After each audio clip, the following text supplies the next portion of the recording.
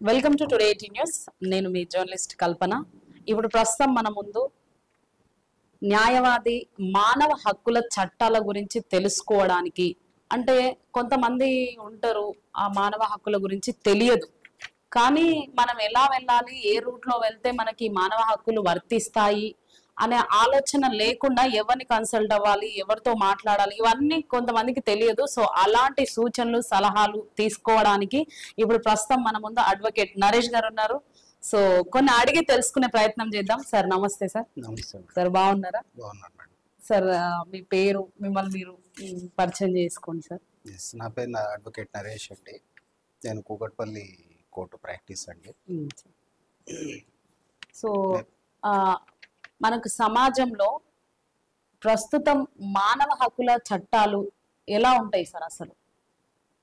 Okay, ఇది ప్రస్తుత సమాజానికి చాలా అవసరం అండి. యాక్చువల్గా ఇది ఇప్పుడు ప్రస్తుతం ఉన్నటువంటి సొసైటీ ఏదైతే ఉందో చాలామందికి వాళ్ళ యొక్క రైట్స్ వాళ్ళకు తెలియదు. అంటే వాళ్ళు ఏ రకంగా జీవిస్తున్నారు, మాట్లాడాలన్నా కానీ, ఏదైనా పని చేయాలన్నా కానీ, లేకపోతే ఇంకెక్కడికైనా వెళ్ళాలి అన్నా కానీ, జియోగ్రాఫికల్గా కానీ విత్ ఇన్ ఇండియా ఏమేమి రైట్స్ ఉన్నాయి వాళ్ళకి అని అంటే దాని గురించి మనం అంటే మానవ హక్కులు అని మనం మాట్లాడుకోవచ్చు. Means human rights. Human rights అనే చట్టం మనకి మొట్టమొదటిసారిగా భారతదేశంలో 1993లో వచ్చింది. దాని తర్వాత మనకి అమెండ్మెంట్స్ యాక్ట్స్ 2016లో కూడా చేయటం జరిగింది. ఫస్ట్ మనకి నేషనల్ హ్యూమన్ రైట్స్ వచ్చింది. దాని తర్వాత ఇప్పుడున్నటువంటి స్టేట్స్, మనకి ఇప్పుడు ఇండియాలో 29 స్టేట్స్ ఉన్నాయి. దాంట్లో ఆల్మోస్ట్ 15 స్టేట్స్ వాళ్ళ స్టేట్ హ్యూమన్ రైట్స్ని వాళ్ళు కండక్ట్ చేసుకుంటున్నారు. అంటే ప్రతి స్టేట్లో ఒక కమిషన్, అంటే 15 స్టేట్స్లో హ్యూమన్ రైట్స్ కమిషన్ ప్రస్తుతం ఉంది. అసలు మానవ హక్కుల చట్టం, మానవ హక్కులు అంటే ఏంటి సార్ అసలు? అసలు మానవ హక్కులు అని అంటే ఫస్ట్ మనం తెలుసుకోవాల్సింది ఏంటి అంటే హక్కు అంటే ఏంటి అసలు? హక్కు means what is the right meaning. Means నాకు ఒక వస్తువు తీసుకుంటే ఆ వస్తువు పైన పూర్తి అజమాయిషిని కలిగి ఉండటం దాన్ని హక్కు అంటాం. ఒక బండి నాకు కలిగి ఉన్నాను అని అంటే దానిపైన నాకు రైట్ మీన్స్ నాకు ఆ హక్కు ఉంది అని అనుకుంటాం. అదే విధంగా ఇది కనపడని హక్కులు సమాజంలో. మీన్స్ మనకి ఫండమెంటల్ రైట్స్ అని 6 ఉన్నాయి మనకి. దాంట్లో కాన్స్టిట్యూషన్ రైట్ ఉంది, ఫ్రీడమ్ ఆఫ్ స్పీచ్ రైట్ ఉంది, ప్లస్ రైట్ టు ఎడ్యుకేషన్ ఉంది, హాస్పిటాలిటీ ఉంది, ఎక్కడికంటే అక్కడికి వెళ్ళే మన జియోగ్రాఫికల్ భారతదేశంలో వెళ్ళే హక్కు ఉంది.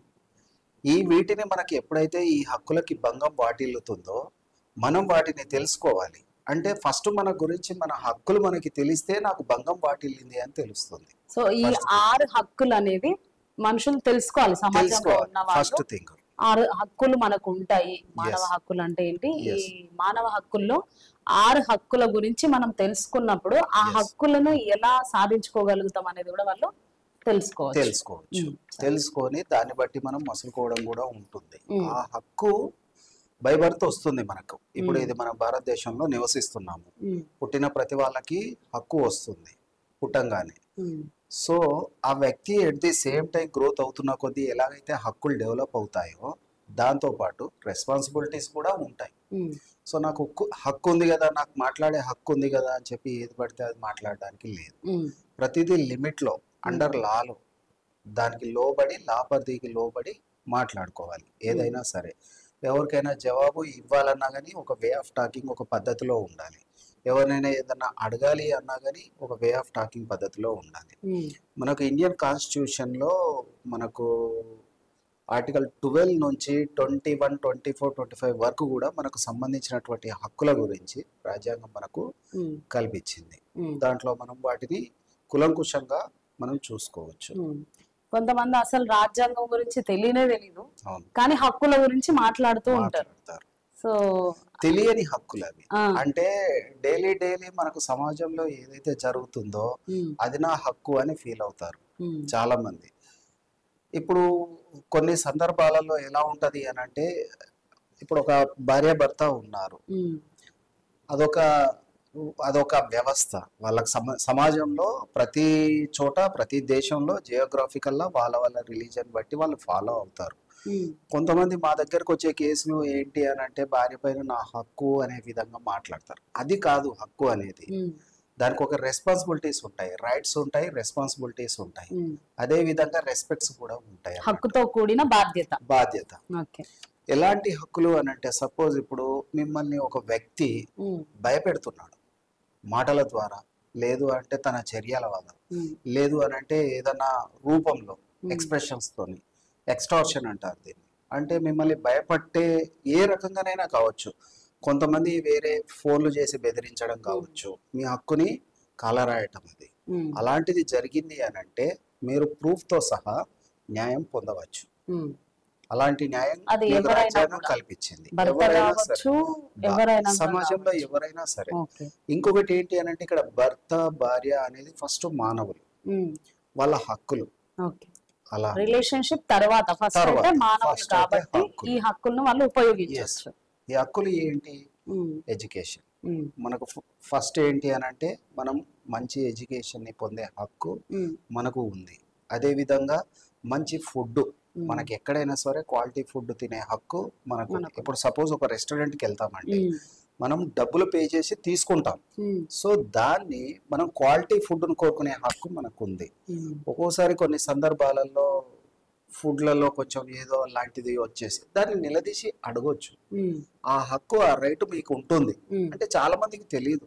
రెగ్యులర్ గా వెళ్తారు, తింటారు, వస్తారు, అయిపోతుంది. బట్ వాళ్ళకి ఆ రైట్ ఉంది. నేను అమౌంట్ పే చేసి నేను తీసుకుంటున్నాను, నేను ఆ ఫుడ్. నా హెల్త్ నాకు ఇంపార్టెంట్ కదా.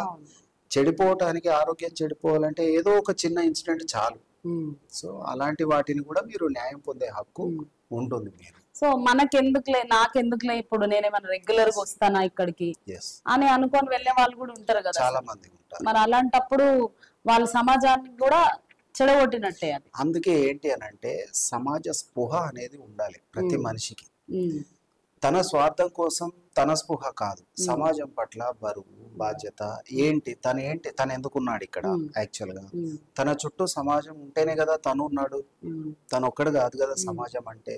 అలా చూసుకోవాలి. ఆ రకంగా చూసుకొని నువ్వు ఎప్పుడైతే రెస్పాన్సిబిలిటీగా ఫీల్ అవుతావో సమాజం నుంచి కూడా నీకు రెస్పాన్సిబిలిటీ, రెస్పెక్ట్ అనేది ఆ రకంగా వస్తుంది. ఈ రోజు నేను క్వశ్చన్ చేస్తే ఇది ఇక్కడతో ఆగిపోతుంది కదా, మళ్ళీ ఇది రిపీట్ చెయ్యరు కదా అని అనుకునే వాళ్ళు చాలా తక్కువ. నాకెందుకులే అని వదిలేసి వెళ్ళే వాళ్ళే ఉంటారు, చాలా మంది ఎక్కువగా ఉంటారు.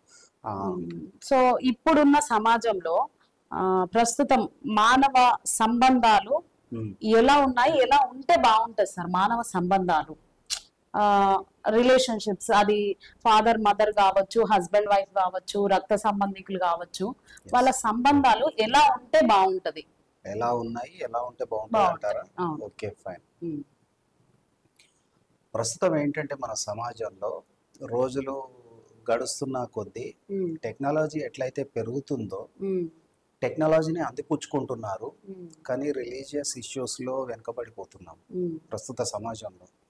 ఎందుకనంటే రెస్పెక్ట్స్ తగ్గిపోతున్నాయి, న్యూక్లియర్ ఫ్యామిలీస్ ఎక్కువైపోతున్నాయి, ఉమ్మడి కుటుంబాలు తగ్గిపోతున్నాయి, ఇండివిజువల్ ఫ్యామిలీస్ ఎక్కువైపోతున్నాయి. ఎందుకు తగ్గుతుండొచ్చు సార్? ఈ ఉమ్మడి కుటుంబాలు ఒకప్పుడు చూసినట్టయితే మీరు చెప్పినట్టుగా దాదాపు 90% ఉమ్మడి కుటుంబాలే ఉండేవి, ఒక సింగిల్ రూమ్ ఉన్నా కూడా. ఇప్పుడేమో రూములు విశాలంగా ఉంటున్నాయి, కానీ రూమ్లలో ఉండడానికి మనుషులు తక్కువగా ఉంటున్నారు. ఈ జాయింట్ ఫ్యామిలీస్ ఉండకపోవడానికి కారణాలు ఏంటి అసలు? దానికి ముఖ్య కారణం చెప్తాను. ఫస్ట్ జాయింట్ ఫ్యామిలీస్ ఎలా ఉండేటి అని ఆలోచిద్దాం. కొంచెం యాన్సియెంట్ డేస్ కాకుండా మనం కొంచెం ముందుకు వెళ్తే, ఒకప్పుడు there is no source of living, only agriculture, ఫార్మింగే. ఇప్పుడున్నన్ని సోర్స్ అప్పట్లో లేవు, ఇప్పుడున్నటువంటి ఫెసిలిటీస్ అప్పట్లో లేవు. సో అప్పుడు వ్యవసాయం పైనే కుటుంబం మొత్తం ఆధారపడేది. తాత ఉండేవాడు, తండ్రి ఉండేవాళ్ళు, తాతకు ఉన్నటువంటి వాళ్ళు, వాళ్ళ పిల్లలు కూడా, వాళ్ళందరూ ఒకే ఇంట్లో ఉంటూ ఆ పెద్ద కుటుంబంలో వాళ్ళు అదే పనికి వెళ్ళేవారు. అందరు కలిసి ఒకే పనికి వెళ్ళేవారు, అందరు కూడా వ్యవసాయానికి వెళ్ళేవారు. అప్పట్లో చదువులు కూడా తక్కువ, చదువుకోవడం కూడా తక్కువే. సో చిన్న పిల్లల దగ్గర నుంచి పెద్దవాళ్ళ వరకు కూడా వాళ్ళు అగ్రికల్చర్ ఫార్మింగ్, వాళ్ళు ఏదైతే చేస్తారో వాళ్ళకు ఉన్నటువంటి ల్యాండ్ లో క్రాపింగ్ ఏం చేసుకుంటారు అనేది వాళ్ళు వెళ్ళేవారు. సో అందుకని అప్పుడు వేరే సోర్సే లేదు ఎక్కడికైనా వెళ్ళాలంటే కూడా. ఎప్పుడైనా పండుగలకి లేదు అంటే పబ్బాలకి పెళ్లిళ్ళకి కావాలి అనుకుంటే అప్పుడు బండ్లు కట్టుకొని ఫలానా డేట్ రోజు అని చెప్తే ఆ రోజుకి ఫిక్స్ గా వెళ్ళేవారు. బట్ ఈ రోజులో ఎక్కడుందండి, పక్కనే ఉంటాను నేను ఎక్కడో దిల్సుఖ్ నగర్ లో ఉన్నానని చెప్తారు. ఆ రకమైన సొసైటీ డెవలప్ అయింది. ఉమ్మడి కుటుంబాలు ఉండడానికి గల కారణం చెప్పాను అది. అంటే ఇప్పుడు ఉమ్మడి కుటుంబాలు లేకపోవడానికి కారణం ఏంటి? అలా ఉంది కాబట్టి ఊర్లో ఇప్పటికీ కూడా ఊర్లో ఉన్నారండి. ఊర్లలో ఎవరికైనా ఆపద వచ్చినా గానీ లేదా సంతోషకరమైన విషయం ఏదైనా కుటుంబంలో జరిగినా గానీ ఊరందరినీ పిలుచుకుంటారు. మంచైనా చెడైనా ఊరంతా కలిసి ఉంటున్నారు. ఇప్పుడు ఊర్లలో ఆ యూనిటీ ఉంది, సిటీలో లేదు. మంచి మంచి మీరు అన్నట్లు పెద్ద పెద్ద రూమ్లు, ₹1,00,00,000 పెట్టి అపార్ట్మెంట్ కొంటారు, డోర్ కూడా తెరుచుకోలేని పరిస్థితి. మానవ సంబంధాలు ఎక్కడున్నాయి చెప్పండి? ఆ పక్కింట్లో ఏం జరుగుతుందో కూడా తెలియదు, గొడవ అవుతుంటది విపరీతంగా. అది భార్య భర్తలు కూర్చుండిపోతారు. నాకెందుకు అలా కాదు కదా.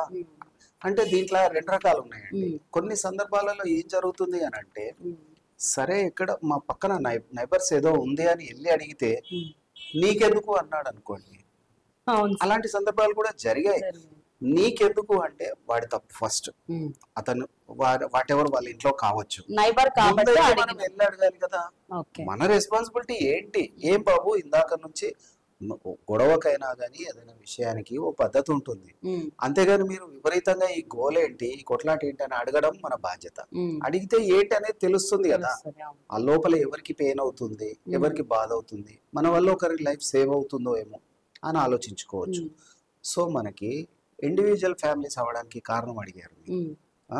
అంటే ఉమ్మడి ఫ్యామిలీస్ ఎందుకు ఉన్నాయి అప్పట్లో, ఏ రకంగా మెయింటైన్ అయ్యాయి చెప్పుకున్నాం.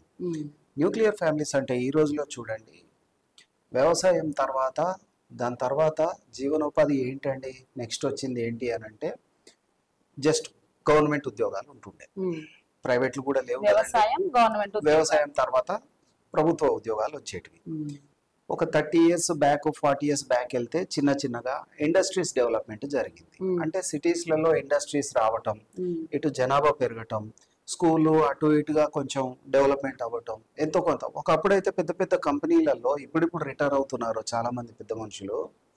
10th క్లాస్ చదివితే చాలండి, 10th క్లాస్ చదివితే పిలిచి ఉద్యోగం ఇచ్చారు. వాళ్ళు ఇప్పుడు లక్షల్లో జీతం తీసుకొని రిటైర్ అవుతున్నారు. అంటే అప్పుడు మీరు 10th పాస్ అవ్వడం అంటే మెట్రికులేషన్ అంటే వాళ్ళం. అసలు 10th క్లాస్ అని అంటే ఇప్పుడు ఎన్ని డిగ్రీలు చేసినా కానీ ఉద్యోగాలు ఎక్కడున్నాయి?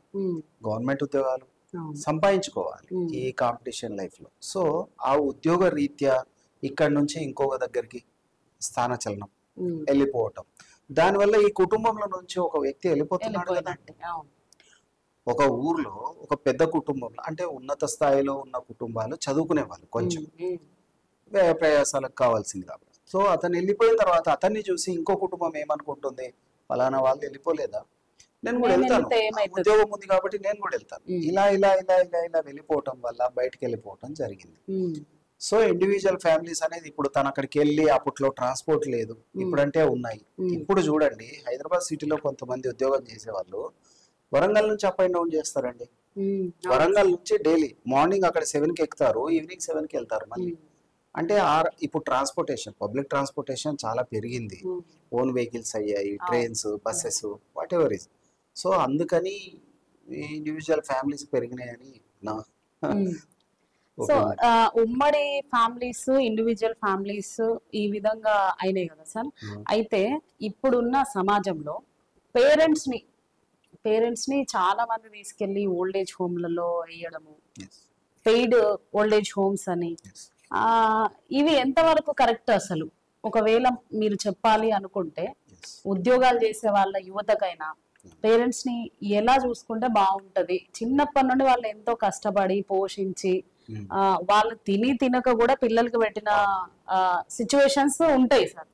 అలాంటి టైం ని వాళ్ళు ఫేస్ చేసి పెడితే ఇప్పుడు వీళ్ళు కొంచెం పెద్దగా అయ్యి ఏదో ఒక జాబ్ వచ్చి, మీరు అన్నట్టు గవర్నమెంట్ జాబే కాకుండా ఏదైనా చిన్నపాటి జాబ్ వచ్చినా కూడా పేరెంట్స్ ని వదిలేసి వెళ్ళిపోవడము. అది కొంతమంది ఏమంటారు అంటే వివాహం అంటే మ్యారేజ్ అయిపోయిన తర్వాత డివైడ్ అయిపోతున్నారు, కొంతమంది ఉద్యోగాల కోసం డివైడ్ అయిపోతున్నారు. డివైడ్ అయ్యి కొంతమంది పేరెంట్స్ ని ఒక దగ్గర పెట్టి చూసుకునే వాళ్ళు ఉన్నారు, కానీ చాలా శాతం అయితే ఇప్పుడు ఓల్డ్ ఏజ్ హోమ్స్ ఉన్నాయి. ఓల్డ్ ఏజ్ హోమ్స్ ఎందుకు ఉన్నాయి, అసలు ఎందుకు పెరుగుతున్నాయి? దీనికి రకరకాల కారణాలు చెప్పుకోవచ్చండి. 2-3 కారణాలు మనం చూడొచ్చు. ఏంటి అని అంటే, ఫస్ట్ థింగ్, పిల్లలకి ఎథిక్స్, రెస్పాన్సిబిలిటీస్ నేర్పాలి. First thing. ఇప్పుడు ఏదైతే యువత ఉన్నారో పేరెంట్స్, ఇప్పుడున్న పేరెంట్స్ ఏం ఆలోచిస్తున్నారంటే, పిల్లోని ఎల్కేజీలో వేసామనంటే వాడు రేపు కంపెనీకి CEO అయిపోవాలి. ఆ రకమైన థాట్స్ ఉన్నాయి. అంత లెవెల్ ఆఫ్ థింకింగ్ ఉంది. ఫస్ట్ రెస్పెక్ట్స్ నేర్పించండి, ఫస్ట్ మోరల్స్ నేర్పించండి, వాళ్ళకి రిలేషన్ అంటే ఏంటి నేర్పించండి. తాత ఎవరు, నాయనమ్మ ఎవరు, నాయనమ్మ ఏంటి, అమ్మమ్మ ఏంటి, గ్రాండ్ మదర్ అంటే ఎలా తెలుస్తుంది? అంటారు. బాబాయ్ని అంకుల్ అంటారు, బాబాయ్ అన్నారు, చిన్నాన్న అన్నారు. సో ఆ డిఫరెన్షియాలిటీ మన సొసైటీకి అవసరం కాబట్టి దాన్ని కొంచెం చూసుకొని మెయింటైన్ చేస్తే చాలా బాగుంటుంది. చాలా మంది అందరూ అలా పేరెంట్స్ ని ఓల్డ్ ఏజ్ లో వేస్తున్నారని చెప్పడానికి లేదండి. పేరెంట్స్ కి విపరీతమైన సపర్యాలు చేసే వాళ్ళు ఉన్నారు, చాలా మంది ఉన్నారండి. ఎందుకనంటే వాళ్ళ కష్టం ఏంటి అనేది ఆ పేరెంట్స్ వాళ్ళకి నేర్పించారు కాబట్టి, ఆ లవ్ అండ్ ఎఫెక్షన్ అంటే ఏంటి అనేది వాళ్ళు రెస్పాన్సిబిలిటీగా ఫీల్ అవుతున్నారు కాబట్టి వాళ్ళకి చేస్తున్నారు. అక్కడ hats off to that parents. పిల్లలది కాదు గ్రేట్నెస్, వాళ్ళని చూసి వీళ్ళు అడిక్ట్ చేసుకున్నారు దాన్ని. ఆ సర్వీస్ అంటే ఏంటి మీన్స్, ఇతను ఆ పేరెంట్స్ ని చూస్తున్నాడు అంటే వీళ్ళ పేరెంట్స్ ఇతను చిన్నగా ఉన్నప్పుడు వాళ్ళ గ్రాండ్ పేరెంట్స్ కి వాళ్ళ ఫాదర్ మదర్ ఏం చేసి ఉంటారు, అది నేర్చుకోవాలి ఇక్కడ. సో ఇప్పుడు అట్లా జరుగుతుంది అంటే ఇక్కడ పేరెంట్స్ కూడా తప్పు ఉంది అని అంటారు. అంటే కొంతమంది కొంచెం మేము పెంచడం తప్ప, చదివియడం తప్ప, అన్ని సమకూర్చడం తప్ప అని అంటారండి. ఇవ్వండి, అన్ని ఇవ్వండి, మీకు ఉన్న కాడికి అన్ని ఇవ్వండి, దాంతో పాటు రెస్పాన్సిబిలిటీస్ కూడా ఇవ్వండి, మోరల్స్ నేర్పించండి, ఎథిక్స్ నేర్పించండి, సమాజం పట్ల గౌరవం ఏ రకంగా ఉండాలి, మన పెద్దవాళ్ళు కనబడితే ఏ రకమైన మర్యాద మనం ఇవ్వాలి, రెస్పెక్ట్ ఇవ్వాలి. సో పెద్దవాళ్ళు కనబడితే ఎలా ఉండాలి. అన్నింటికన్నా ముఖ్యంగా ప్రస్తుత సమాజానికి ఈ యువతకి చాలా అవసరం ఏంటి అని అంటే, ఆడవాళ్ళకి ఏ రకమైన రెస్పెక్ట్ ఇవ్వాలి. ఫస్ట్ థింగ్, ఇది స్కూల్ ఏజ్ నుంచి స్కూళ్ళలో చెప్తున్నారు ఆల్రెడీ. దాంతో పాటుగా దీనికి సంబంధించి కొన్ని సినిమాలు కూడా వచ్చాయి సమాజంలో. కానీ యువతకి ఇంట్లో పేరెంట్స్ అంత ఇంపార్టెన్స్ ఏది కాదండి. ఫస్ట్ పేరెంట్స్, అందులోనూ మదర్ ఎక్కువ అండి. ఈ రోజుల్లో మదర్స్ ఏంది అని అంటే వాళ్ళను అనటానికి లేదు, ఎందుకంటే వర్క్ రెస్పాన్సిబిలిటీస్, నా కెరీర్ అంటారు, నా రెస్పాన్సిబిలిటీస్ అంటారు. ఓకే, పిల్లలని చిన్నప్పుడే నువ్వు క్రెచ్లో వేస్తే వాడు పెద్ద అయిన తర్వాత నేను ఓల్డ్ ఏజ్ లో వేయకపోతే ఎక్కడ వేస్తాడండి. చిన్నగా ఉన్నప్పటి నుంచే ఒక 4-5 years బాబుకే తల్లిదండ్రుల ప్రేమ దొరకట్లేదు. వాడు ఎలా తయారవుతాడు, నేటి సమాజం ర్యాష్ గా తయారవుతాడు. ఎందుకనంటే వాడికి ఎథిక్స్ లేవు, రెస్పెక్ట్స్ లేవు, ప్రేమ అనురాగాలు అనేటివి లేవు. దగ్గరది కోపం వస్తే దగ్గర ఆడటానికి ఎవరు లేరు, ఏడిస్తే దగ్గర తీసుకోవడానికి లేరు. రెస్పాన్సిబిలిటీ పరంగా పేరెంట్స్ వాళ్ళ డ్యూటీలో వాళ్ళు వెళ్తున్నారు.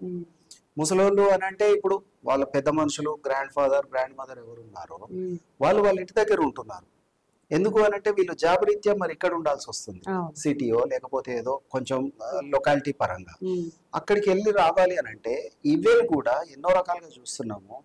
పిల్లల్ని ఇంట్లో పెట్టి వెళ్ళాలన్నా, ఫీవర్ వచ్చినా గానీ, ఇప్పుడున్న కాంపిటీషన్స్ లో ఒకరోజు వెళ్ళకపోయినా కానీ జాబ్ తీసేసే పరిస్థితి ఉంది, కాంపిటీషన్. సో అలాంటి టైంలో కొంచెం ఈక్వల్ చేసుకుంటూ రెస్పాన్సిబిలిటీ, భార్యాభర్తలు సంయమనం పాటించుకుంటూ పెద్దవాళ్ళని దగ్గరికి తీసుకుంటూ చేసుకుంటే బాగుంటుంది. ఒకటి ఇందాక పెద్దవాళ్ళని వదిలేయడానికి కారణం ఏమిటి అని కూడా అన్నారు. సో దాంట్లో అందరూ వదిలేస్తున్నారని మాత్రం చెప్పడానికి లేదండి.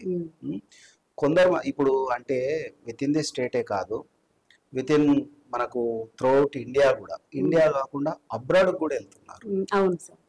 అలాంటి సమయాలలో మరి తప్పదు కదా, ఎవరు ఏం చేస్తారు, వాళ్ళ ఫ్యూచర్ కోసం వదిలేసి వెళ్తున్నారు అనుకో. వాళ్ళ ఫ్యూచర్ వీళ్ళే డిసైడ్ చేశారు మళ్ళీ పుట్టంగానే.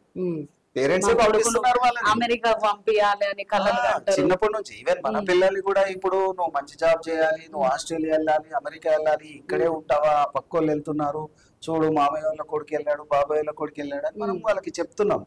సో వాళ్ళకి అది డెవలప్ అవుతుంది. డెవలప్ అయ్యి వాడు వెళ్తున్నాడు, వాడి డ్యూటీ వాడు చేస్తున్నాడు.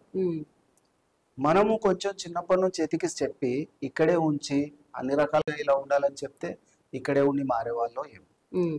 చాలా మంది ఏంటి అంటే కొంచెం ఆ పక్క వాళ్ళ కోసం, వీళ్ళ కోసం, వాళ్ళ కోసం కూడా ఆలోచిస్తున్నారు. మా పిన్ని కొడుకు వెళ్ళాడు, మా వదిన, మా పెద్ద ఆయన వాళ్ళ బాబు వెళ్ళాడు, ఈ రకంగా తీసుకొని అప్పు సప్పు చేసైనా సరే పంపిస్తున్నారు. వాళ్ళ గురించి మీరు ఆలోచించడం ఇది పక్కన పెట్టండి. మీ గురించి మీరేంటే ఆలోచించండి. మీరు మంచి లైఫ్ ఇవ్వండి పిల్లలకి. చదివే కాదు, ఈ రోజుల్లో చదువు ముఖ్యం కాదండి. నన్ను అడిగితే చదువుకున్నవాడు ఒక జాబ్ మాత్రమే చేయగలుగుతాడు. ఏం చదువుకున్నాడో ఆ జాబ్ మాత్రమే చేయగలుగుతాడు. సమాజ స్పృహ ఉన్నవాడు ఏ జాబ్ అయినా చేయగలుగుతాడు హ్యాపీగా. ఆ ఎథిక్స్ వాడికి నేర్పించాలి. నానా నువ్వు ఇది అవ్వు, చెప్పండి, ఇది కాకపోయినా గానీ ఇలా ఉంది. చదువుతో పాటు అన్ని జనరల్ గా కూడా మీరు సొసైటీలో ఏం చేసుకోవాలి, ఈ రోజు ఎలా ఉండాలి. అదే ఇప్పుడు ఉన్న సమాజంలో, కుటుంబంలో కూడా సార్ ఇక్కడ తల్లి ఉంటారు, అక్కడ తండ్రి ఉంటారు, ఇక్కడ పిల్లలు ఉంటే వాళ్ళు ఫోన్ కి అడిక్ట్ అయిపోతారు. ఈ మదర్ ఏమో టీవీకి. ఇక్కడ నలుగురు ఒకటే రూమ్ లో ఉండి కూడా కనీసం ఒక హాఫ్ అన్ అవర్ గడపలేని పరిస్థితిలో వాళ్ళు ఉంటారు అన్నమాట. అలాంటి టైంలో ఈ ప్రేమలు, ఎథిక్స్ అనేది ఎట్లా నేర్చుకుంటారు వాళ్ళు అసలు? సూపర్ క్వశ్చన్ అండి. ఇప్పుడు ఉన్నటువంటి సమాజానికి చాలా అవసరమయ్యే క్వశ్చన్ ఇది. చాలా మంది సతమతం అవుతున్నారు. పిల్లలు పాపం మైండ్ ప్రాబ్లం అవుతుంది. నేను కూడా చాలా మందికి చూశాను. మా దగ్గరకు కూడా ఆఫీస్ కి పేరెంట్స్ వచ్చినప్పుడు, కౌన్సిలింగ్ పర్పస్ వచ్చినప్పుడు పిల్లల్ని చూస్తాను, నేను చూసి గమనిస్తాను. తల్లిదండ్రులు ఒప్పుకోరండి చాలా వరకు. ప్రాబ్లం ఉందని, తన పిల్లలకి ప్రాబ్లం ఉందని ఎవరు ఒప్పుకోరు. 90% ఒప్పుకోరు. ఎప్పుడైతే ఒప్పుకుంటారో మెడికేషన్కి వెళ్ళాలి. చిన్నతనంలోనే ఆ అడిక్షన్ ని తీసేయడానికి మంచి మంచి మెడిసిన్స్ ఉన్నాయి. ఆ మెడిసిన్స్ కన్నా వాడితే ఫ్యూచర్ లో వాళ్ళు బాగా అయ్యే అవకాశం ఉంది. అదే అడిక్ట్ చేయడం కూడా పేరెంట్స్ చేస్తారు. అదే ఆ పాయింట్ కే వస్తుంది. సో ఇంట్లో అందరూ ఫోన్ వాడడానికి గల కారణం ఏంటి అంటే, ఫస్ట్ ఆ పిల్లోడికి ఫోన్ అంటే తెలియదు, అవునా, టీవీ అంటే తెలియదు, ఏమీ తెలియదు. మరి ఆ ఫోన్ ఎక్కడి నుంచి వచ్చింది? పేరెంట్స్ వల్లనే వచ్చింది. ఫోన్ అనేది అది ఎంతవరకు వాడాలో అంతవరకే వాడాలి. ఏదైనా సరే ఎక్కువ వాడితే మంచిది కాదు. నా ఫోన్లో అండి మీరు నమ్మరు, 2.5 GB అదేదో డాటా మంత్లీ ప్యాకేజ్ ఉంటుంది కదండి. ఇంటికి వెళ్ళేసరికి 2.2 GB అట్లాగే ఉంటుంది. ఆఫీస్లో వైఫై ఉంటుంది, ఇంట్లో వైఫై ఉంటుంది. బయటకు వెళ్ళినప్పుడు మాత్రమే, కోర్టుకు వెళ్ళినప్పుడు అక్కడిక్కడ యూజ్ చేస్తాం. Means unwanted thing nothing. నువ్వు వాడవేమో అని అంటారు సంథింగ్ కొంతమంది. ఏం వాడతారు చెప్పండి? ఇప్పుడు చాలా మంది ఇట్లా అంటూనే ఉంటారు సార్. ఇప్పుడు మీరు యూట్యూబ్ లో రీల్స్ చూడండి, ఫేస్బుక్ లో చూడండి, ట్విట్టర్ లో చూడండి, ఒక 1 hour చూడండి, డేటా చెక్ చేయండి.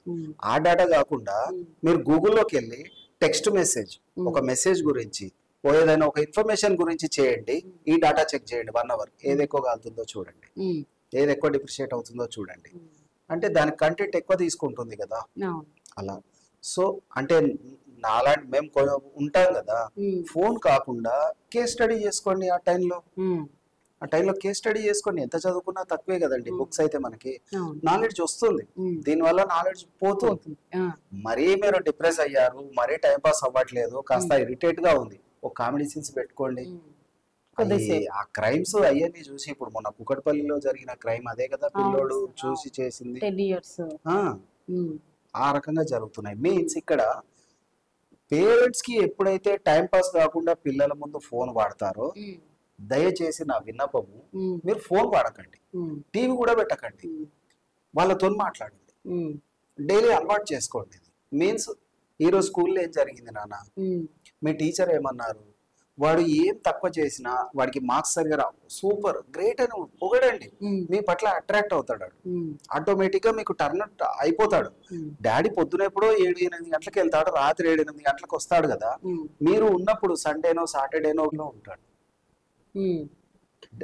అయితే సార్ ఇప్పుడు మీరు అన్నట్టుగా దానికి ముఖ్య కారణం అదండి. ముందు పేరెంట్స్ పని చేయాలి. పేరెంట్స్ ఆఫ్ చేసేస్తే పిల్లలకు ఆటోమేటిక్ గా తెలిసిపోతుంది. ఇప్పుడు అక్కడ పిల్లోడు, ఇక్కడ మనం చూస్తున్నాం, అక్కడ పిల్లోడు చూస్తున్నాడండి. ఇద్దరు, మా డాడీ చూస్తున్నాడు, నేను మీరు ఫోన్ పక్కన పెట్టండి, కాసేపు ఫోన్ పక్కన పెట్టండి, కూర్చోండి, వాడిని చూడండి.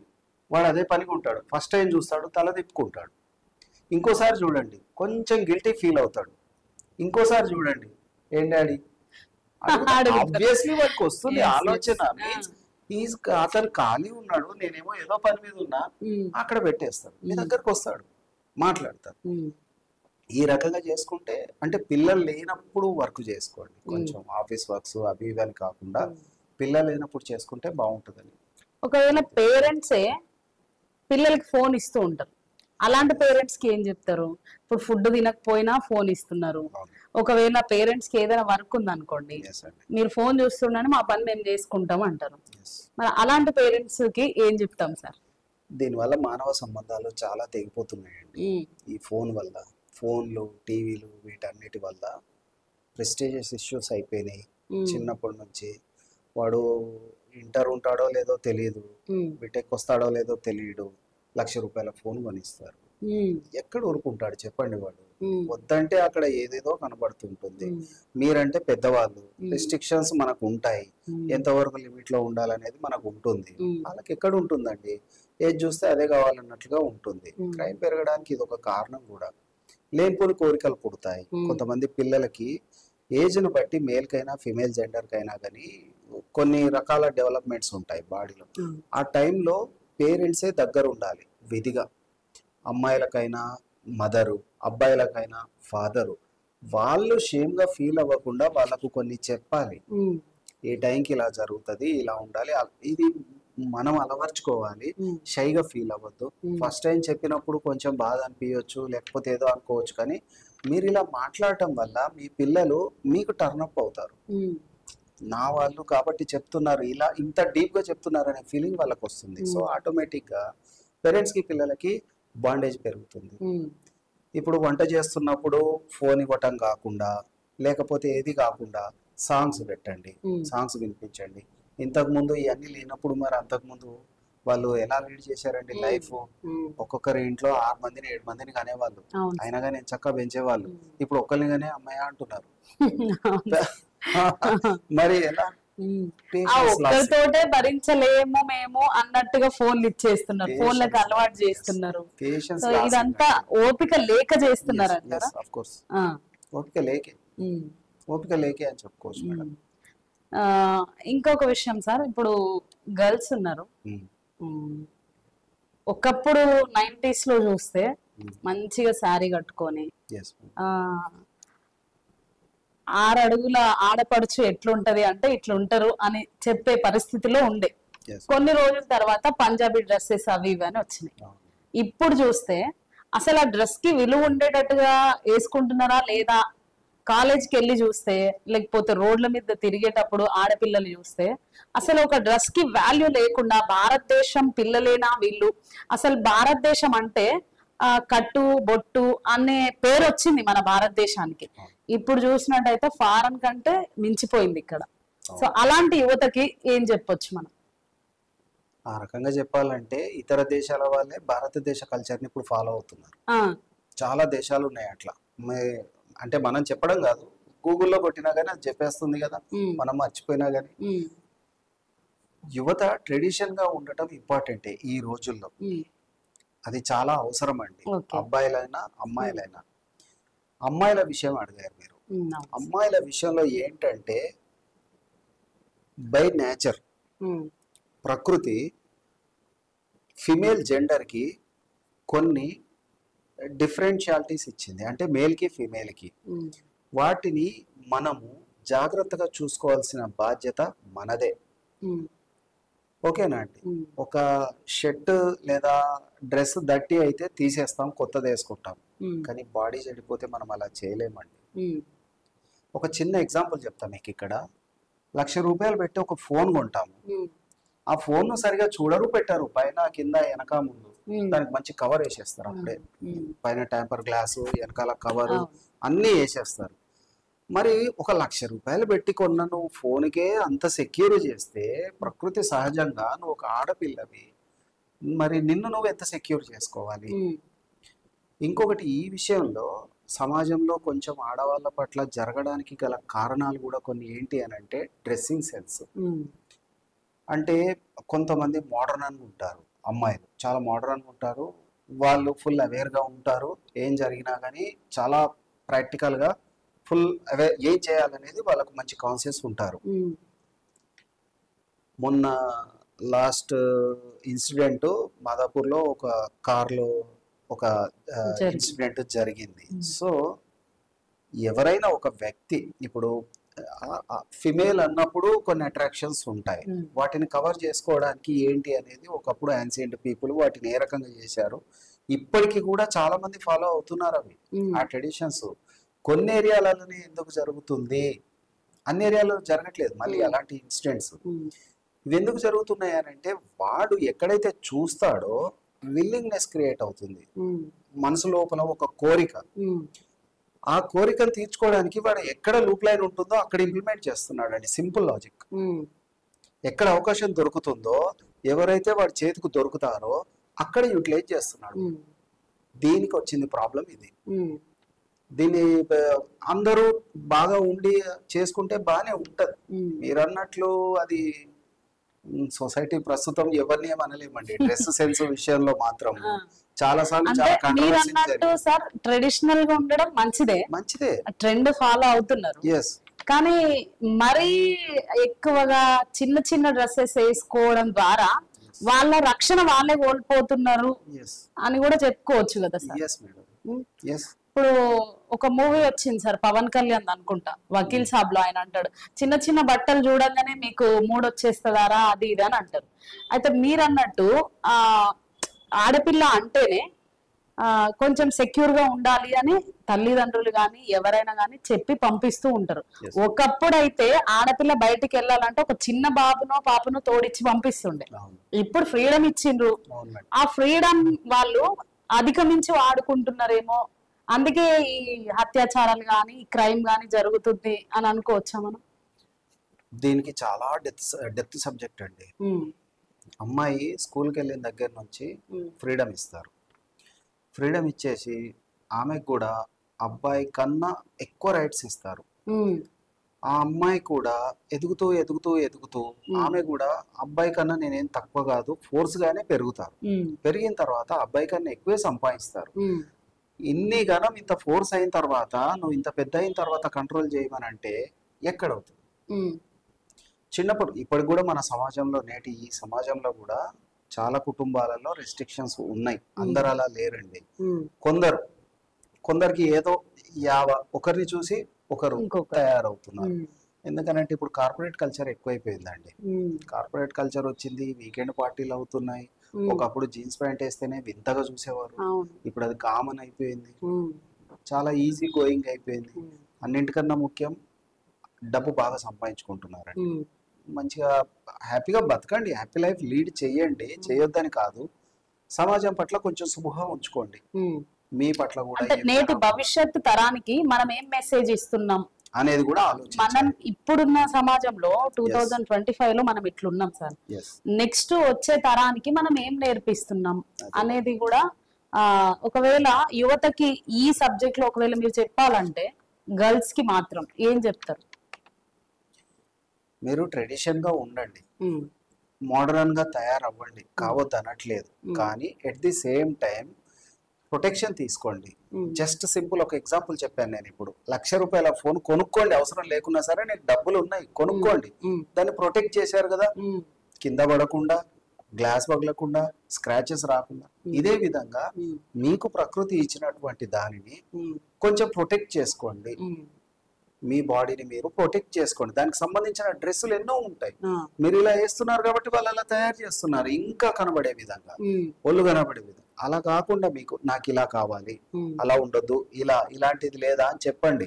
ఒక 10 మంది అడిగారు అనుకో, షాపోడు ఏం ఆలోచిస్తాడు, ఇలాంటివి అడుగుతున్నారు అని దాన్ని తయారు చేసి వస్తుంది. అది ఆటోమేటిక్ వస్తుంది. చాలా మంది చాలా రకాలుగా కొన్ని సందర్భాలలో చెప్పారు. చెప్పినప్పుడు అవి కాంట్రవర్సీలు అయినవి. బట్ నిజం ఎప్పుడు కొంచెం ముక్కుసూటిగా ఉంటుంది.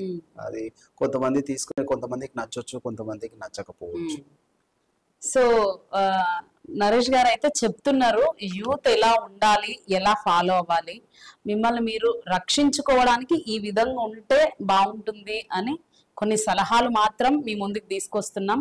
అవి తీసుకోవాలా తీసుకోవద్దా అనేది మీ మీద డిపెండ్ అయి ఉంటది. రక్షణ ఏ విధంగా మనల్ని మనము కాపాడుకోవాలి అనే దాని గురించి సార్ ఎంతో చక్కగా చెప్పారు. ఆ పాయింట్ క్యాచ్ చేసిన వాళ్ళు రక్షణను తీసుకోగలుగుతాం. సో మానవ హక్కులు ఎవరి ఆధీనంలో ఉంటాయి సార్? అసలు మానవ హక్కులు అంటే ఎవరి హక్కు వాళ్ళదేనండి. ఎవరి హక్కు వాళ్ళదే. దాన్ని ఎవరు కంట్రోల్ చేయటం, నియంత్రించటం లాంటివి ఉండవు. కాకపోతే ఒక మనిషి ఎవరైతే ఉన్నారో, అది ఆడ కావచ్చు, మగ కావచ్చు, నీ హక్కుకు భంగం కలిగిందంటే మాత్రం మీకు రక్షణ ఉంటుంది. ఆ రక్షణ ఎక్కడ దొరుకుతుంది? అది ఆ రక్షణ కోసం ఎక్కడికి వెళ్ళాలి? మానవ హక్కులు ఇక్కడ ఉంటాయి, ఇక్కడికి వెళ్ళాలి, ఇక్కడ సంప్రదించాలి, మాకు ప్రొటెక్షన్ ఇక్కడ దొరుకుతుంది, అది ఎక్కడ దొరుకుతుంది? మీరు ఎక్కడికి వెళ్ళాల్సిన అవసరం లేదు. ఈ రోజుల్లో ఫోన్లు ఉన్నాయి, ప్రతి ఫోన్కి ఇంటర్నెట్ ఉంది. సో మీరు ఎక్కడ ఏం కష్టపడాల్సిన అవసరం లేదు, రూపాయి ఖర్చు పెట్టాల్సిన అవసరం లేదు. స్పెషల్గా నేను ఇందాక చెప్పాను, త్రూఅవుట్ నేషన్లో నేషన్ హెచ్ఆర్సి ఉంటుంది. సో స్టేట్లో కూడా స్టేట్ హెచ్ఆర్సి ఉంటుంది. స్టేట్ హెచ్ఆర్సి వచ్చేసి నాంపల్లిలో ఉంటుంది. నాంపల్లిలో దానికి మీరు గూగుల్లో గన హెచ్ఆర్సి అడ్రస్ కానీ, కాంటాక్ట్ నంబర్ కానీ, ఫోన్ నంబర్ కానీ అడిగినా కానీ అట్లీస్ట్ ఈమెయిల్ ఐడి అని పెట్టండి. అన్నింటికన్నా మెయిల్ ఐడి. ఈ రోజుల్లో ఏ మొబైల్ అన్నా యాక్టివేట్ కావాలి అంటే mail ID compulsory. Mail ID చాలా మందికి వాళ్ళకి మెయిల్ ఐడి ఉన్నట్టు తెలియదు. ఫోన్ కొంటారు, ఆ షాప్ వాడు ఏంగానే నీ పేరు చెప్పు అది అంటాడు, వాడు మెయిల్ ఐడి క్రియేట్ చేసి పంపించేస్తాడు. వాళ్ళ మెయిల్ ఐడి ఏంటో వాళ్ళకే తెలియదు. కొన్ని సందర్భాలలో బయటకు వస్తాయి మాకు, అందు లోపలికి వెళ్తే తెలుస్తుంది. సో మీరు దాంట్లో హెచ్ఆర్సి అని టైప్ చేయగానే మెయిల్ ఐడి వస్తుంది. మీరే ఆ మెయిల్ ఐడికి సింపుల్ గా మీరు రాతపూర్వకంగా, మీకు ఇంగ్లీష్ వస్తే ఇంగ్లీష్, తెలుగు వస్తే తెలుగు రాయండి, అప్లోడ్ చేయండి. లేదు అని అంటే మీకు డైలాగ్ పేజీ ఓపెన్ అవుతుంది, హ్యూమనరీ, మీరు దాంట్లో కంప్లైంట్ రిజిస్టర్ చేయండి. రిజిస్టర్ చేయంగానే మీకు చాలా మంచి రెస్పాన్స్ ఉంటుంది. మీకు ఏది చూడరు, ఎందుకనంటే ఇది స్వయం ప్రతిపత్తి కలిగినటువంటి కమిషన్.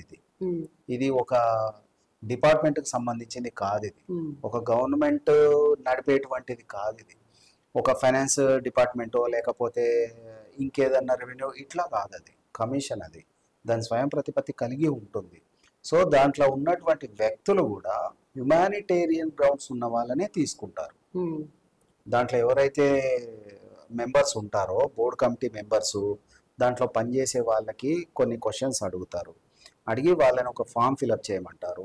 ఫామ్ ఫిలప్ చేసి ఏంటి, అసలు ఈయన కేపబులా కాదా, ఊరికేనే వచ్చాడా, ఏదైనా నేర చరిత్ర ఉందా పాతది, తప్పించుకోవడానికి దీంట్లో ఐడి కోసం వచ్చాడా, ఏంటి అనేటివి కూడా వాళ్ళన్ని కులంకుశంగా పరిశీలిస్తారు. పరిశీలించి వీళ్ళకు ఏ రకంగా మనం చేయాలి అనే దాని మీద దాని మీద ఆఫీస్ ఉంటుంది. ఆ ఆఫీస్కి పర్సన్ దాంట్లో, అంటే ఇప్పుడు దీనికి ఒక కమిషన్ ఉంది కదండి, దాన్ని ఒక రిటైర్డ్ జడ్జిని అపాయింట్ చేస్తారు. వాళ్ళ కాల పరిమితి 3 సంవత్సరాలు ఉంటుంది. either 3 years or 70 years, which is earlier. ఏది ముందైతే అది వెళ్ళిపోతుంది. అతన్ని 3 yearsలో తీయాలంటే ఎవరు తీయలేరండి. ఒక ప్రైమ్ మినిస్టర్కి రైట్స్ ఉంటాయి తప్ప, until unless supreme court involvement కూడా అయిపోయిన తర్వాత, అంటే ఆయనకి ఇక రీజన్ అడగాల్సిన అవసరం ఉండదు, ఆ రేంజ్లో ఉంటుంది అది. సో దాని కింద ఆఫీస్ బేరర్స్ ఉంటుంది, బాడీ ఉంటుంది. ఈ మధ్య కొత్త కొత్త అమెండ్మెంట్లు వచ్చాయి. దాంట్లో ఇప్పుడు హ్యూమన్ రైట్స్ కోసం లేడీస్ కూడా వస్తున్నారు కదా, సో దానికి లేడీస్ని కూడా దాంట్లో అపాయింట్ చేశారు ఇప్పుడు. సో ఈమెయిల్స్ రెగ్యులర్ చెకప్ అవుతుంది, చెక్ చేస్తూ ఉంటారు. సో మీరు అక్కడ కంప్లైంట్ ఇస్తే మీకు ఇమీడియట్ రెస్పాన్స్ వస్తుంది, మీకు కాల్స్ వస్తాయి, మెయిల్స్ వస్తాయి. కాకపోతే మీరు రీజన్ వ్యాలిడ్ ఉండాలి. నీకు ఏ రకమైన హక్కుకి భంగం వాటిల్లింది, నీకు ఏం ప్రాబ్లం అయింది, నిన్ను ఎక్స్టార్షన్ చేశారా, ఎక్స్టార్షన్ మీన్స్ నిన్ను భయపెట్టడం, బెదిరించటం ఏదైనా విషయంలో కావచ్చు. లేదు అని అంటే ఫ్రీడమ్ ఆఫ్ స్పీచ్ అని చెప్పుకున్నాం మనం ఇందాక. ఈ స్పీచ్ లేకుండా ఎందుకు చేస్తున్నారు? నిన్ను ఈక్వాలిటీ లేదా నీకు ఎక్కడైనా? సమాజంలో నిన్నేమైనా కులదూషణ చేస్తున్నారా? లేకపోతే నిన్ను ఎక్కడైనా సమాజంలో సరిగా చూడట్లేదా? నిన్ను చులకనగా చేస్తున్నారా? ఇవి అన్నమాట. వీటిని నీకు జరిగింది అని అంటే వాటిని కరెక్ట్గా మీరు మంచి ఎవిడెన్స్ కలెక్ట్ చేసుకోవాలి. ఎవిడెన్స్ కలెక్ట్ చేసుకొని వాళ్ళకి వెళ్తే హ్యూమన్ రైట్స్ కమిషన్ స్వయం ప్రతిపత్తిగా నడుస్తుందని చెప్పుకున్నాం. వాళ్ళకి ఎక్స్ట్రాడినరీ పవర్స్ ఉంటాయండి సివిల్ మ్యాటర్స్లో. వాళ్ళు సుమోటోగా స్వీకరిస్తారు కేసుని, సుమోటోగా తీసుకుంటారు. సో అయితే ఇలాంటి సమస్యలు వచ్చినప్పుడు పోలీస్ స్టేషన్ ని కన్సల్ట్ అవ్వకుండా అవసరం లేదు, మనం హ్యూమన్ రైట్స్ కి వెళ్ళొచ్చు. ఎస్, ఈవెన్ పోలీస్ స్టేషన్ అన్నారు కాబట్టి పోలీసులు మీకు అకారణంగా అరెస్ట్ చేస్తే కూడా హ్యూమన్ రైట్సే పనిచేస్తుంది. మళ్ళీ నీకు అకారణంగా బేడీలు వేసినా కానీ హ్యూమన్ రైట్స్ పనిచేస్తుంది. మళ్ళీ మీరు పోలీస్ స్టేషన్ లో ఎలాంటిది ఏదైనా మీ హక్కుకి భంగం పాటిల్లిందా, ఒక వకీల్ అడ్వకేట్ ని పెట్టుకోవాలి. మీకు అది ఆ ఆప్షన్ లేదా, లేకపోతే కొట్టారా, లేకపోతే ఇంకేమైనా చేశారా, ఇంకేమైనా దూషణ చేశారా, ఇట్లాంటి విషయాలలో మీరు హ్యూమన్ రైట్స్ కమిషన్ ని అప్రోచ్ కావచ్చు. మీకు మంచి సత్వర న్యాయం కూడా జరుగుతుంది దాని ద్వారా. సో కొంతమంది ఇవన్నీ తెలియకుండా చదువుకోని వాళ్ళు ఉంటారు కదా సార్, వాళ్ళు హ్యూమన్ రైట్స్ ని ఎట్లా అప్రోచ్ అవ్వచ్చు? చెప్తున్నాను కదా మేడం, ఇప్పుడు గూగుల్ అంటే తెలిసిన వాళ్ళ ద్వారా, మరీ ఏం అంత చదువుకోని వాళ్ళకి ఫస్ట్ థింగ్ అంటే నా రైట్ కు భంగం కలుగుతుంది అని ఆలోచించకపోవచ్చు. ఫర్ సపోజ్ లేదు అని అంటే నాకు ఇట్లా ప్రాబ్లం అయిందని వాళ్ళకి తెలిస్తే అట్లీస్ట్ చుట్టుపక్కల వాళ్ళకన్నా చెప్పుకోవాలి. చెప్పుకొని నాకు ఇట్లా అవుతుంది, పలానా వాడు నన్ను బెదిరిస్తున్నాడు, ఊరికే చంపేస్తా అంటున్నాడు, ఊరికేనే నాకు భయపెడుతున్నాడు నాకు రోజు అని అంటే అప్పుడు దానికి సంబంధించినటువంటి వాళ్ళు కొంచెం గూగుల్లో సెర్చ్ చేసుకొని వాళ్ళకి హెల్ప్ చేయండి, బాగుంటుంది. అదే విధంగా ఇప్పుడు కొన్ని మన సమాజంలో కొన్ని రకాలుగా ఏం జరుగుతున్నాయంటే మనకు ఈ భారతదేశంలో ఏ స్టేట్ నుంచి ఏ కార్నర్ నుంచి అయినా సరే, ఏ కార్నర్ లో అయినా సరే బ్రతికే హక్కు ఉంది వాళ్ళకి. కులం కాదు, లేకపోతే దానికి ఎలాంటి లింగ వర్ణ భేదం లేదు. ఎక్కడైనా ఏ ఊర్లో అయినా వెళ్ళి బతకొచ్చు, వాళ్ళకి ఆ రైట్ ఉంది.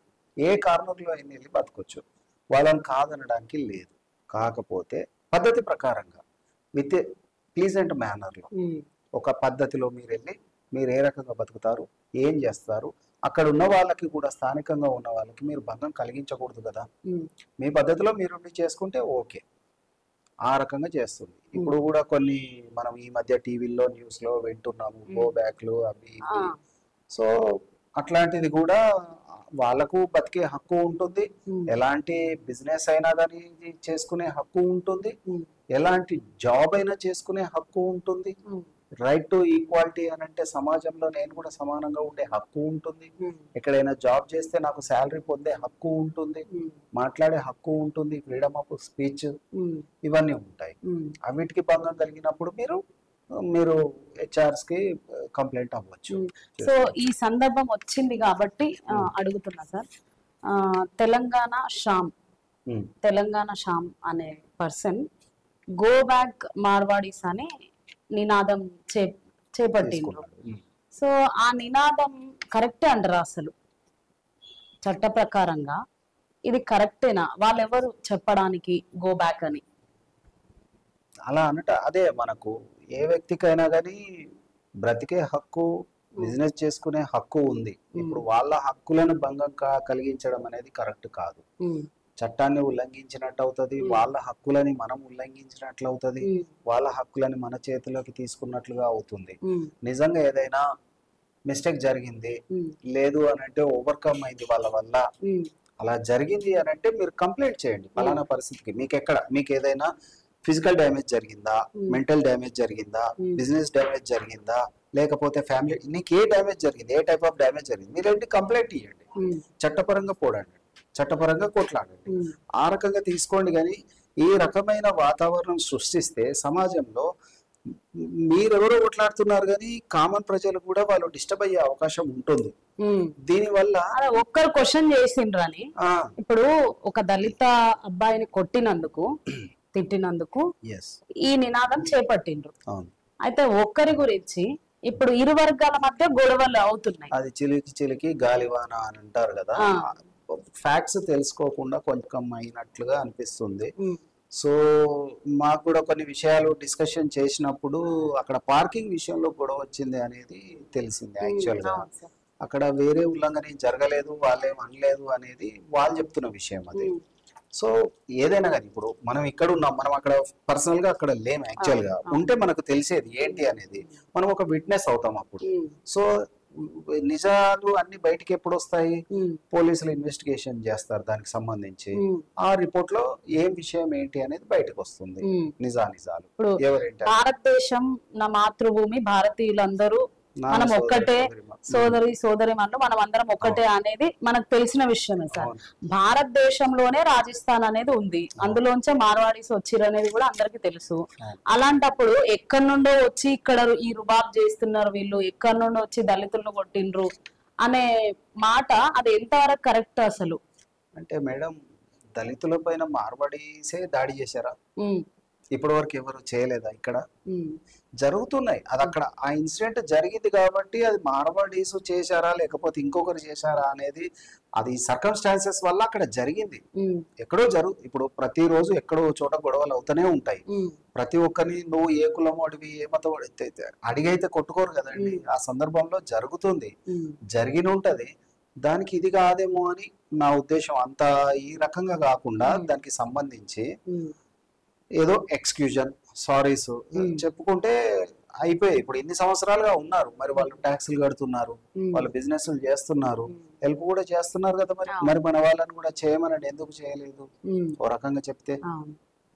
అలా ఇప్పుడు అది అట్లా కాకుండా వేరే రకంగా ఆలోచిస్తే బాగుంటది అనేది. ఇప్పుడు వాళ్ళు మరి ఎన్నో సంవత్సరాలుగా వచ్చి ఉన్నారు ఇక్కడ, ఇప్పుడు కాదు కదా, చాలా సంవత్సరాలు, దగ్గర 60, 50, 70 సంవత్సరాల నుంచి కూడా వచ్చి ఉన్నారు. మరి వాళ్ళు ఎప్పటి నుంచో ఉన్నారు, స్థానికంగా స్థిరపడిపోయారు.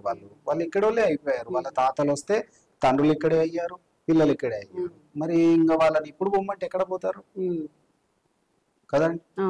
అట్లా సో అది కరెక్ట్ కాదు, చట్ట ప్రకారంగా అయినా కరెక్ట్ కాదు. వాళ్ళకి రైట్ ఆఫ్ ఈక్వాలిటీ అదే చెప్తుంది కదా.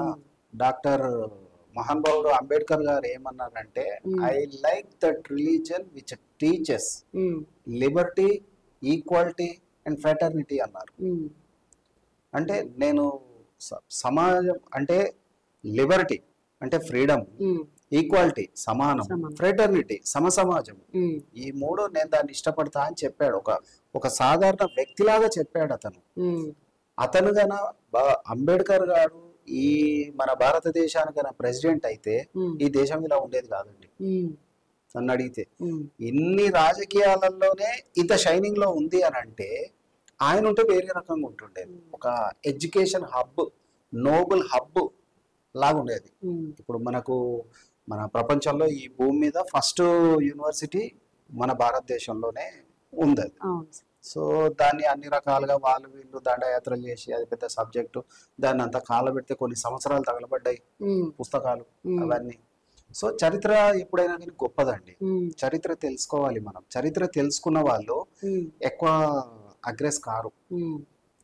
సబ్జెక్టు తెలిసిన వాళ్ళు నిదానంగా ఉండి ఏంటి అనేది తెలుసు కాబట్టి పరిష్కారం కోసం వెతుకుతారు, మాట్లాడతారు. అది.